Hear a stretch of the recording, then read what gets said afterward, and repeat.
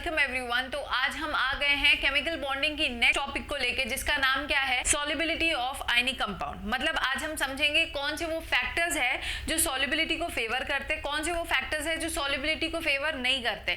फिर हम application of solvation को समझेंगे और उस पे बेस्ड कुछ क्वेश्चंस को प्रैक्टिस करेंगे। So let's start a video. अब देखो, कोई भी अगर हम आयनिक कंपाउंड की अगर बात करते हैं ना, तो जैसे कि सबसे कॉमन आयनिक कंपाउंड है हमारा NaCl, ठीक है। तो अगर किसी भी आयनिक कंपाउंड की तुम बात करोगे तो उसका एक पर्टिकुलर फिक्स्ड क्रिस्टल लैटिस होता है, क्रिस्टल लैटिस होता है। मतलब उनका एक अरेंजमेंट क्या होता है, फिक्स होता है। अब अगर वो अरेंजमेंट फिक्स्ड है और वो कैसे होते हैं, बिल्कुल टाइटली पैक्ड होते हैं। तो अगर उनको किसी में डिसॉल्व होना है तो सबसे पहला काम क्या होगा, उनको अपने जो फोर्स ऑफ अट्रैक्शन है उसको पहले तोड़ना पड़ेगा। समझ आया? तो वो जब फोर्स ऑफ अट्रैक्शन टूटेगा तभी तो वो क्या करेंगे, किसी में जाके डिसॉल्व होंगे। समझ आया? और जिसमें कि हमारा आज जो कॉमन सॉल्वेंट है या फिर जो यूनिवर्सल सॉल्वेंट है, कौन है हमारा, वाटर। समझ आया? तो मान लो अगर हमें NaCl को वाटर में डिसॉल्व करना है तो कौन से वो फैक्टर्स है जो उसको फेवर करेंगे, आज हम इस चीज को समझेंगे। तो देखो, सॉल्युबिलिटी ऑफ आयनिक कंपाउंड को ना दो फैक्टर्स है जो मेनली डिसाइड करते हैं। ऐसे तो और भी बहुत सारे फैक्टर्स है, बट हमें जिस पे मेन फोकस करना है वो क्या है, first is lattice energy and the second one is hydration energy. समझ आया? तो सबसे पहले हम किसको समझेंगे, लैटिस एनर्जी। मैंने क्या बोला कि अगर किसी भी आयनिक कंपाउंड की तुम बात करो तो हर आयनिक कंपाउंड का एक फिक्स्ड क्रिस्टल लैटिस होता है। मतलब उनका अरेंजमेंट फिक्स्ड है और वो कैसे होते हैं, बहुत टाइटली पैक्ड होते हैं। तो अगर उनको में डिसॉल्व होना है तो पहले उनको अपने फोर्स ऑफ अट्रैक्शन को तोड़ना है। तो वही एनर्जी जो रिक्वायर्ड होती है to break ion from the crystal lattice. मतलब ये देखो, NaCl अगर है तो NaCl किससे बना होता है, Na+ और Cl- है ना। तो इन्हीं आयंस को इसी के क्रिस्टल लैटिस से अलग करने में जो भी हम एनर्जी लगाते हैं उसी को क्या बोलते हैं, लैटिस एनर्जी। मतलब लैटिस मतलब जो उनकी बनावट है उसको तोड़ने में जो भी हम एनर्जी देते हैं उसी को हम लोग क्या बोलते हैं, लैटिस एनर्जी। क्या मैं डेफिनेशन लिख दूं, लिख देती हूँ, ठीक है। Amount of energy required to break ions from their crystal lattice, इसी को हम लोग क्या बोलते हैं, लैटिस एनर्जी। ठीक है, ये होता है हमारा लैटिस एनर्जी का डेफिनेशन। अब दूसरा आता है हाइड्रेशन एंथैल्पी या हाइड्रेशन एनर्जी। जब हमने उसे वाटर में डिसॉल्व किया तो वाटर क्या है, वाटर एक पोलर सॉल्वेंट होता है। पोलर सॉल्वेंट मतलब वाटर के पास क्या होता है, H+ और ऑक्सीजन पे क्या होता है, माइनस चार्ज होता है ना। ऑक्सीजन पे क्या होता है, माइनस चार्ज। तो एक बात बताओ, वाटर क्या है, पोलर सॉल्वेंट। मतलब उसमें एक तरफ पॉजिटिव एंड होता है, एक तरफ नेगेटिव एंड, ठीक है। तो अब होगा क्या, किसी भी आयन को हमने अब ब्रेक कर लिया। अब जब हम उसको वाटर में डिसॉल्व करते हैं, उस आयंस को वाटर क्या करेगा, सराउंड कर लेगा, है ना। वाटर सराउंड करेगा। जैसे Na+ है तो वाटर का नेगेटिव एंड उसके आसपास क्या होगा, पूरा एक घेरा बना लेगा। और वैसे ही Cl- है तो उसके अराउंड वाटर का पॉजिटिव एंड एक घेरा बना लेता है। समझ आ रहा है? तो इस तरीके से क्या हुआ, आयंस जो हो गया है वो सॉल्वेट हो गया है। समझ आया? अगर पर्टिकुलरली हमारा सॉल्वेंट वाटर होगा तो हम वर्ड यूज करेंगे हाइड्रेट हो गया। तो यहाँ पे जब आयन को वाटर क्या करता है, पूरा सराउंड कर लेता है, तो यहाँ पे भी इनके इंटरेक्शन की वजह से जो एनर्जी रिलीज होती है, इसी एनर्जी को हम लोग क्या बोलते हैं, हाइड्रेशन एनर्जी। समझ आया? तो मैंने क्या बोला, amount of energy released when ions get solvated. क्या बोला मैंने, amount of energy released when ions get surrounded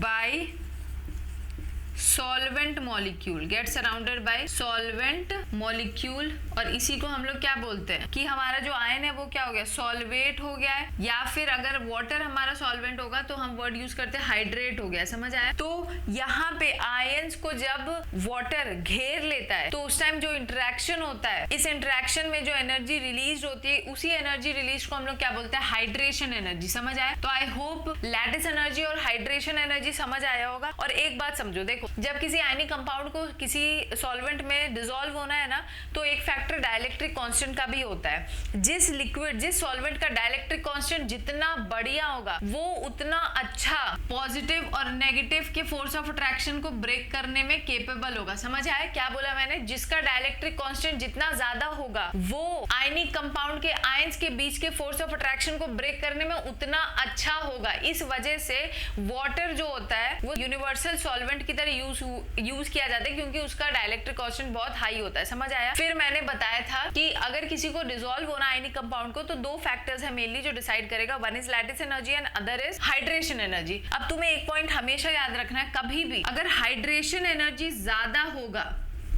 as comparative to lattice energy, तो अगर हाइड्रेशन एनर्जी ज्यादा है तो क्या होगा? जो भी आयनिक कंपाउंड है वो सॉल्युबल होता है, और अगर लैटिस एनर्जी ज्यादा होती है as comparative to hydration energy, तो जो हमारा आयनिक कंपाउंड है वो इनसॉल्युबल होता है। ठीक है, खुद सोचो ना, अगर लैटिस एनर्जी ज्यादा है मतलब आपको आयनिक कंपाउंड के आयंस को उसके क्रिस्टल लैटिस से तोड़ने में ही बहुत एनर्जी लगाना पड़ रहा है, मतलब वो अपने बॉन्ड को तोड़ना ही नहीं चाह रहा है। तो जब वो अपने क्रिस्टल लैटिस से अलग ही नहीं होना चाह रहा, तो वो इसका मतलब इजिली डिसॉल्व भी नहीं होगा। तो बस इसी पॉइंट से याद रखना, लैटिस एनर्जी ज्यादा मतलब कैटायंस और एनायंस के बीच का फोर्स ऑफ अट्रैक्शन बहुत स्ट्रॉन्गर है, तो वो इजीली सॉल्वेंट में डिसॉल्व नहीं होगा। समझ आया? देखो अब हम एप्लीकेशन ऑफ सॉल्वेशन को समझते हैं, जिसमें कुछ पर्टिकुलर टर्म्स है, मतलब जैसे कि हाइड्रेशन एनर्जी किस फैक्टर पे डिपेंड करता है, उस पे बेस्ड कुछ क्वेश्चन है। फिर हाइड्रेटेड रेडियाई क्या होता है वो है, उस पे बेस्ड कुछ क्वेश्चन है। फिर आयनिक मोबिलिटी या इलेक्ट्रिकल कंडक्टिविटी ये टर्म आ जाएगा, और कुछ आयंस दे देंगे, पूछेंगे किसकी आयनिक मोबिलिटी ज्यादा है या इलेक्ट्रिकल कंडक्टिविटी ज्यादा है। ठीक है, तो आज हम अभी एप्लीकेशन ऑफ सॉल्वेशन को समझेंगे। अब सबसे पहले क्या है हमारा हाइड्रेशन एनर्जी।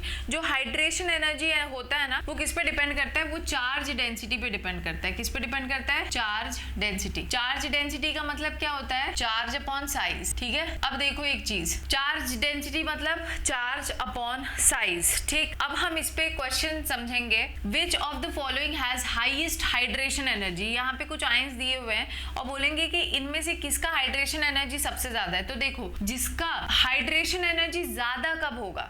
जब साइज कम होगा और चार्ज ज्यादा होगा। क्या बोला मैंने? हाइड्रेशन एनर्जी ज्यादा कब होगा? हाइड्रेशन एनर्जी ज्यादा कब होगा? जब साइज क्या हो? छोटा हो, और चार्ज उस पे क्या हो? ज्यादा हो। ठीक है, ये बात याद रखना।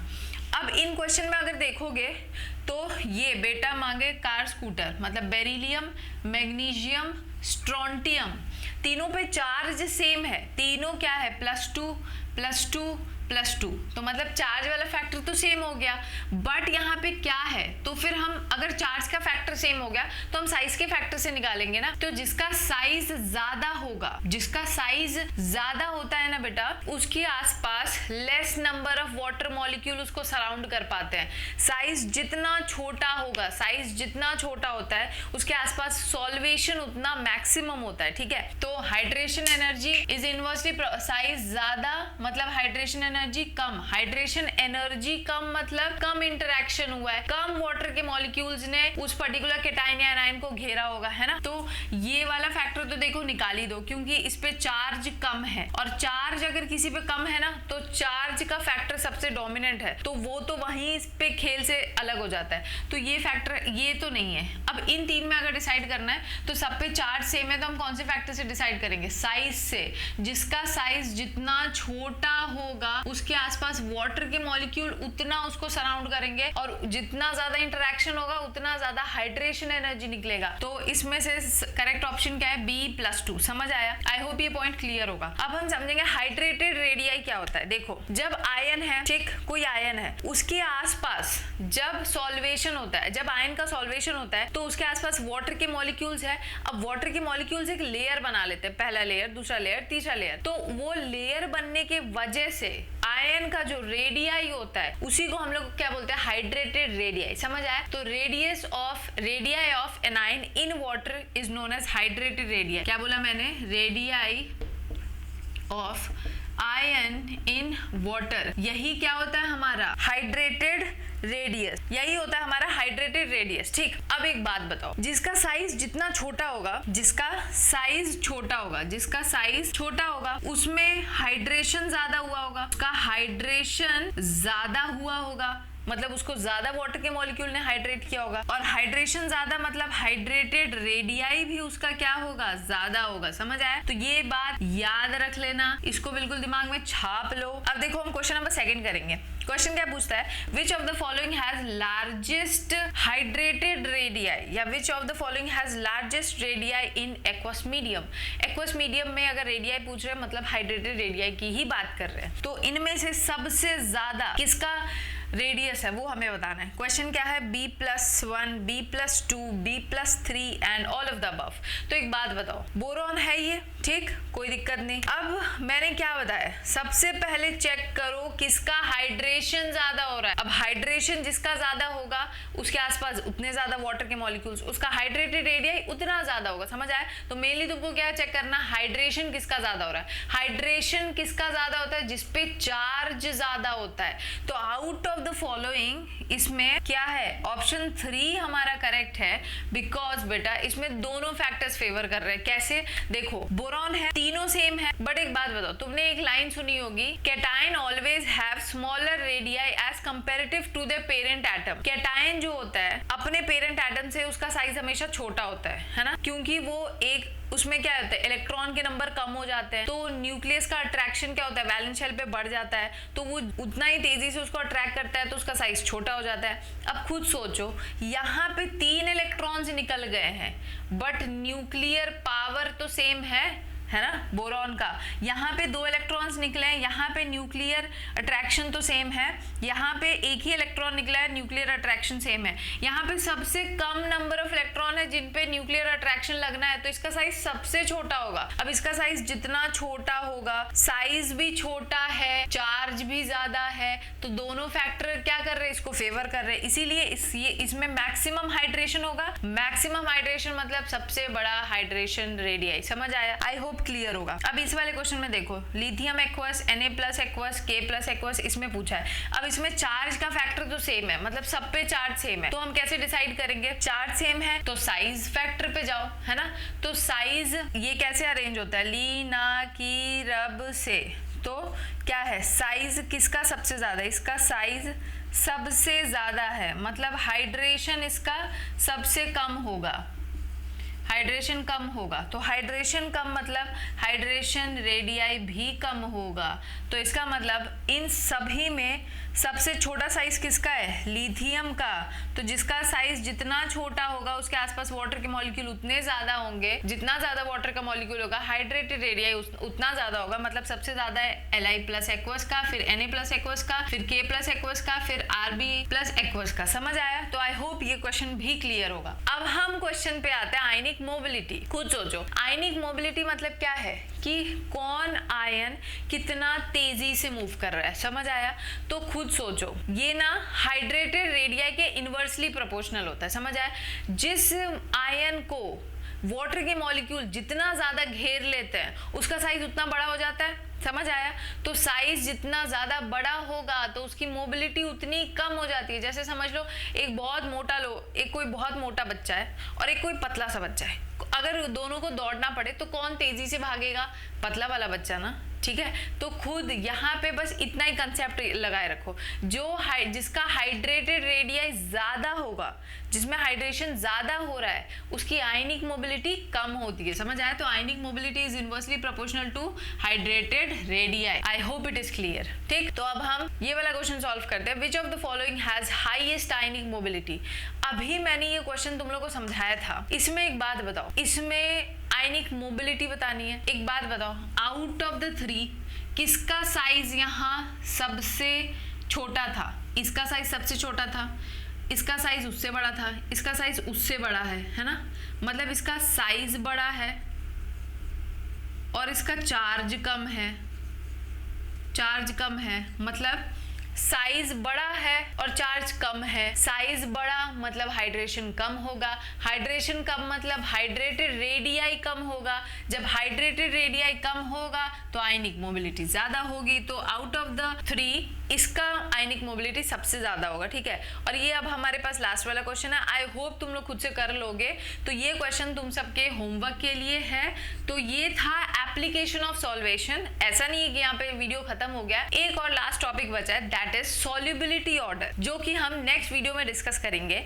आई होप जो मैंने आज समझाया है solubility of ionic compound in aqueous solution, वो सब आप लोग को समझ आया होगा। अगर वीडियो अच्छा लगे then do share it with your friends. कोई डाउट हो तो कमेंट सेक्शन में पूछ लो। मिलते हैं नेक्स्ट वीडियो में, जिसमें हम किसको डिस्कस करेंगे, सॉल्युबिलिटी ऑर्डर को। तब तक अपना ध्यान रखो, अच्छे से पढ़ाई करो, और अगर चैनल अच्छा लगे then do subscribe. Thank you and bye.